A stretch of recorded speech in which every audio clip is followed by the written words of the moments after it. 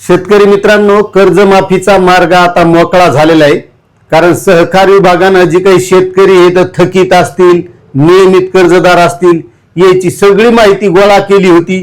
त्याच्यात पहिल्यांदा 54 रकान्यामध्ये भरायची होती, त्याच्यानंतर आता पुन्हा 13 रकाने वाढली, म्हणजे 67 रकाने झाले। त्याच्यात ते गट सचिवांचा संपाचा प्रश्न आला। ह्या सगळ्यात आता शेतकऱ्याच्या बाबतीत अडचणी येते हे ठरलेले, कारण निसर्गच शेतकऱ्याच्या सोबत राहत नाही, ही तर व्यवस्था आहे। पण आता त्याच्यातून एक दिलासा महत्वाचा मिळालेला आहे। महाराष्ट्रात सध्या विधान परिषदेच्या निवडणुका लागल्या होत्या।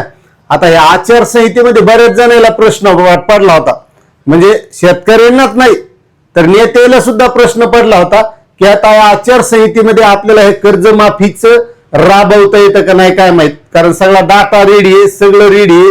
आता कर्जमाफी द्यायचीच आहे, तारीख तर तशी त्याने सांगितलेलीच आहे। 30 जूनच्या पूर्वी 100% शेतकऱ्यांना कर्जमाफी मिळणार आहे। 2 लाख रुपये थकीत शेतकऱ्यांना आणि नियमित कर्जदार जे शेतकरी भरणारे त्याला 50,000 रुपये प्रोत्साहन। यामध्ये मग जे काही विधान परिषदेचा प्रश्न होता, आता कसं आहे अगोदर त्या निवडणुका घेणं गरजेचं आहे। शेतकऱ्याचं काय कर्जमाफी आजची उद्या देत आहे, शेतकरी काय कुठं पळून जाणार नाहीत, कारण त्याला जाताच येत नाही, खिशात दमडी नाही, कुठं जाणार आहे, शेवटी त्याला वाट पाहावीच लागणार आहे।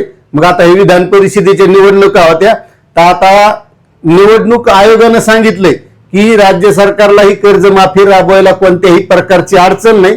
म्हणजे आता 30 जूनच्या पूर्वी आता नेमकी कवा राबीतेत काय माहित, कारण आता त्याला अगोदर या निवडणुका घेणे, निवडणुकाचा काळ असल्यामुळे कसं आहे ते महत्वाचं असते। आणि शेतकऱ्याचं मग नंतर करता येईल, कारण शेतकऱ्याला काही गडबड नसती काय नसती। त्याच्यामुळे आता निवडणूक आयोगानं आता सोडून दिले की लवकरात लवकर आता ही होईल, याची आपण आता शेतकरी मित्रांनो वाट पाहायची। मात्र आता तारीख नेमकी केव्हा येते ती आल्याच्या नंतर आपण नक्कीच आपल्या या चॅनलच्या माध्यमातून ती माहिती देऊ। मात्र आता निवडणूक आयोगाचा आता प्रश्न मिटलेला आहे। धन्यवाद।